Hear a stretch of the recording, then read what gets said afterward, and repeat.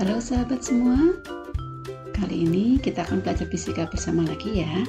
Materi kita kali ini adalah materi fisika kelas 10 atau yang sekarang disebut dengan fase E. Materi kita adalah pengukuran. Untuk belajar pengukuran, yuk kita ingat kembali tentang apa itu besaran dan satuan. Besaran adalah segala sesuatu yang dapat diukur dan memiliki nilai dan memiliki juga satuan.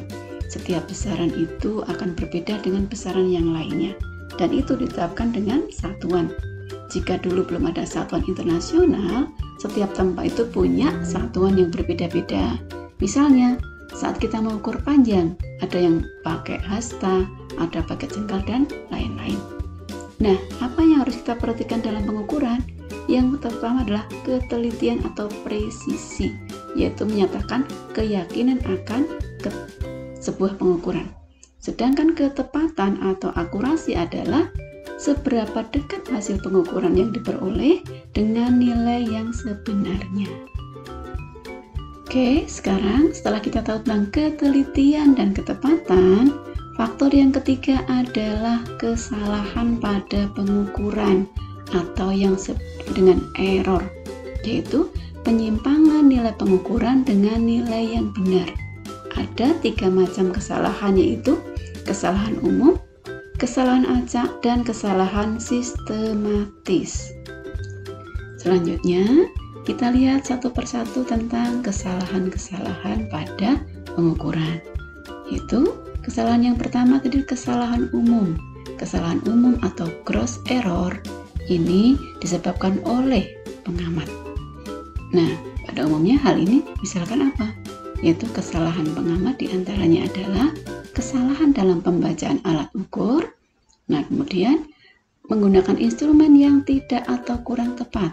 Kemudian tentang alat ukurnya, mungkin kalibrasinya yang tidak tepat, serta kesalahan penaksiran. Nah, apa yang menyebabkan kesalahan-kesalahan error tadi atau gross error tadi? Yang pertama adalah kesalahan alat ukur, misalnya ada bagian-bagian yang aus. Kemudian pengaruh lingkungan. Yang ketiga adalah karena kalibrasi. Jadi misalkan pada saat pembuatan alat ukur tadi ternyata ada garis skala pada nilai yang tidak sesuai, sehingga pada pembacaannya akan terlalu besar dan terlalu kecil. Maka perlu dilakukan kalibrasi ulang. Berikutnya adalah kesalahan pada titik nol.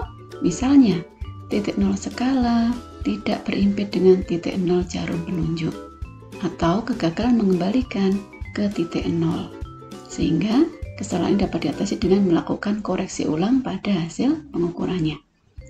Berikutnya adalah kesalahan karena komponen lain, misalnya melemahnya, misalkan itu komponennya ada pegasnya, itu pegasnya sudah tidak presisi. Nah, kemudian yang berikutnya adalah kesalahan paralaks, yaitu ketika kita itu menggunakan alat ukur, dari cara pandangnya atau penempatan kita melihat alat ukurnya itu salah. Bisa dilihat pada gambar yang berikut ini. Jadi kalau misalkan kita menggunakan penggaris, nah kalau kita melihat penggarisnya tidak pas di depan alatnya, kita agak miring ke kiri atau miring ke kanan, itu akan menghasilkan hasil pengukuran yang tentunya akan menyimpang dari ketika kita melihat dengan titik yang benar, yaitu yang di sini adalah di titik tengahnya itu.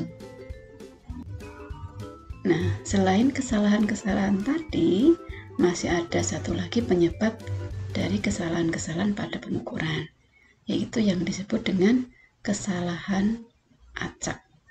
Apa itu kesalahan acak? Kesalahan-kesalahan yang tidak disengaja atau kesalahan acak disebabkan adanya fluktuasi-fluktuasi yang halus pada kondisi-kondisi, misalnya gerak dari molekul-molekul udaranya, tegangan listrik atau baterai, kemudian bidang yang bergetar, juga tingkat kebisingan pada saat kita melakukan pengukuran tadi. Sekarang kita lanjutkan dengan mengenal alat-alat untuk mengukur panjang. Kita biasa menggunakan yang pertama adalah mistar atau penggaris, dan juga roll meter atau meteran. Kalau mistar atau penggaris biasa kita gunakan di buku, kemudian benda-benda yang tidak terlalu panjang. Untuk mengukur benda-benda yang lebih panjang, kita gunakan roll meter atau meteran. Alat ukur panjang yang lain yang kedua adalah jangka sorong. Nah, alat ukur ini itu digunakan oleh orang yang bekerja pada bidang teknik, kemudian membutuhkan pengukuran yang lebih tepat. Juga digunakan pada bidang industri, misalkan untuk mengukur diameter dari sebuah tabung, diameter dalam dari sebuah lubang, diameter luar, serta kedalaman dari sebuah benda. Ia memiliki ketelitian yang lebih besar dibandingkan dengan menggunakan penggaris. Berikutnya adalah mikrometer skrup. Nah, alat ini juga memiliki ketelitian yang lebih lagi dibandingkan dengan jangka sorong. Namun, kalau mikrometer skrup itu memiliki batas pengukuran yang lebih sedikit, jadi benda yang terlalu panjang tentu tidak bisa kita ukur dengan mikrometer skrup. Oke, sahabat semua, demikian tadi apa yang kita pelajari pada hari ini, yaitu tentang pengukuran. Nah, semoga bermanfaat. Terima kasih.